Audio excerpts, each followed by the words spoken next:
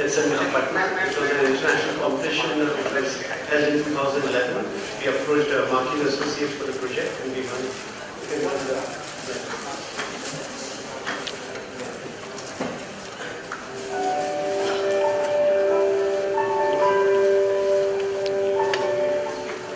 So here there was a government wanting to bring back the ethos of the Bihari people.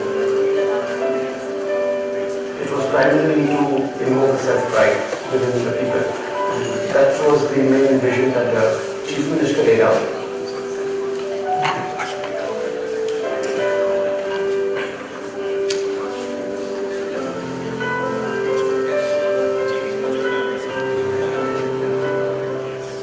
The competition itself was set up as a competition for an Indian architect to team up with an international architect who had museum experience. We were given a very complicated program as part of the competition, and the site was quite generous. The surroundings of the site are not particularly large scale. There's also a lot of small independent buildings. So when we consider those conditions together, Mr. Maki thought that the best approach would be, rather than making a singular massive building, would be to divide the building into discrete parts, so that each part could respond specifically to its needs, to its program, create a sense of serenity, and create a series of spaces in the building that made it feel like an oasis from the chaos that was surrounding it. And the strategy for doing that goes back again to dividing the building into parts and layers within the building of building space and open space and building space and open space. And that's where the whole strategy of building courtyard came into play.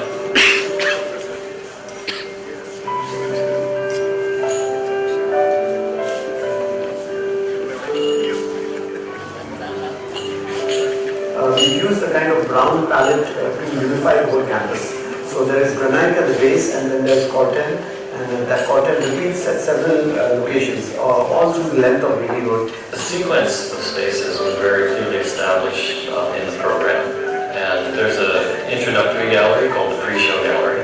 The exhibition spaces were dictated to be complete black box. There's a secondary pathway called the cloisters, which offers a sense of relief. We thought it was important to have other ways to walk through the building, which connect you to the outside, which connect you to natural light. So it's a dual system of circulation that we've set up. One which goes through the galleries internally, and another which is the cloisters, which connects around the building separate from that. He was very conscious of not wanting to make the building too overwhelming, seem too large in the context. So by sloping the building back from the street, that was sort of the mechanism by which we tried to control the overall scale of the building and the feeling of the building within the site. It must be appreciated not only by client users but also by general public. In this sense, the building must be timeless, because time will be a final judge of buildings. You know, depending on the time of day you're here, it's changing in the different seasons. It's changing depending on what's going on in the courtyard. I think that it creates desire to come back here again and again. And I think that that's an important aspect in museums moving forward and trying to maintain their relevance. It's not just a place you go once, it's a place you go over and over. Maybe it's just a place you come with your family to spend the day or to spend the weekend.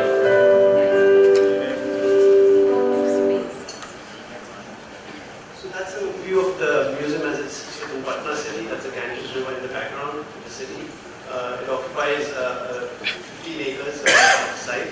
With the length of the building itself is 300 meters, with the site being half a kilometer long. So I think what it's done as urban rejuvenation have been going to Patna for the last 8 years now, and we perceive the city as being almost 20 years behind the rest of India, and it's kind of catching up, and it's a large part of it is due to this building and what's happening immediately around it. The widest part of the site was given to the main program, that's the galleries, that's seen at the bottom, with the central area given to the entrances, and you have the children's gallery on the one side and the main gallery on the one side, with the children's garden and then the parking beyond. So the zoning, the main galleries are the brown color, the common center, the common spaces are the pink zones along with the circulation spaces, and the blue is the services spine that kind of anchors and connects all of them from the rear. In the section below, you will see that it's primarily a ground plus one-story structure. It's primarily ground, only the galleries are going up to the first floor. And then there's a small section in the middle, which is the administration, which goes around 4 levels. That's a circulation diagram with the red is showing the front of house spaces and the public movement, along with the blue lines which show the back of house connecting everything around the museum. Speed of construction was important. We worked with the idea of collective form and giving independent character to each building was possible due to this idea. You see also the use of precast and cast in situ, so a lot of the building was made on site as the plinths were coming up. The main front floor spaces are broken into these 5 broad categories. The entrance space, the entrance is kept away from the main 2 junctions to primarily not affect the city traffic too much. So from an urban design perspective, that was very critical. It's also these ideas of collective form that are there. You can see that it's a collection of building as against being one unique building. The entrance area is characterized by this huge canopy, so 25 by 25 meter balanced cantilever. And then in the section below, you can see the modulation of the space as you enter from the left, from the canopy to the entrance, which has an oculus of light with a water body on the axis. These are the 2 large main public spaces on either side of the entrance, the cafe and the multi-purpose hall. And then this is the lobby, the main lobby leading to the children's gallery. But there's a drum which is around 35 meters and it's columnless with 600 meter thick concrete walls and the suspended concrete roof with the elliptical cutout in the center. And that's a view from the garden looking back towards the Children's Museum.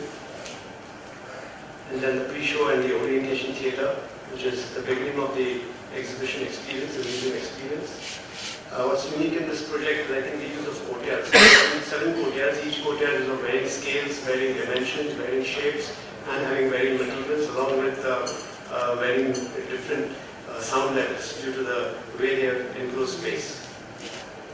That's the exhibition courtyard, which is completely white from the inside. This building is more or less dark from the outside with granite and corten. And it is a statement from me, it's not a question. And the form precision is excellent, because no need naive, I must admit. The skin texture which we have adopted also makes it very unique. And I personally like what in this building is the form perception, the perception about form is with the help of the light. The way the light penetrates in the building, in fact, is giving life to the building. That's my observation. So I have no questions to ask about this particular building. Good morning. The presentation was very helpful because it's a very complex building and it's very nice to see it with photos more explicit patterns. I have a question. I understood all the talk about. Maybe just explain the entry, the entrance. If you just beside the entrance, please. On the outside, from the street. Yeah, so this Bailey Road's main street of Patna, there are actually 2 intersections, major intersections. One you can see at the bottom here and another one at the right of there. So the entrance was kept purposely away from these 2 intersections. because Indian cities are chaotic and we've seen all how outside of public buildings, especially government buildings, end up being very, they can be very chaotic. So there are these vendors, things will come up. So I think to keep the least impact on the city was very important. It's a very understated entrance, it's just a canopy that kind of attracts people within it as against, and we are trying to scale down the whole project as much as possible. It was very important. It's not just here. It's not very visible from here. If you know the plan, you can see where it is. But now in this photography, it is there. Okay. Where the crowd is. It's a nice side for the crowd. Right, with the previous museum that we saw, my question is again about the internal circulation. You had that blue gallery circulation guide. It's actually going in the periphery of the building. But it doesn't explain how it's connecting with the rest of the, you can just explain how it connects with the rest of the gallery. So this is a history.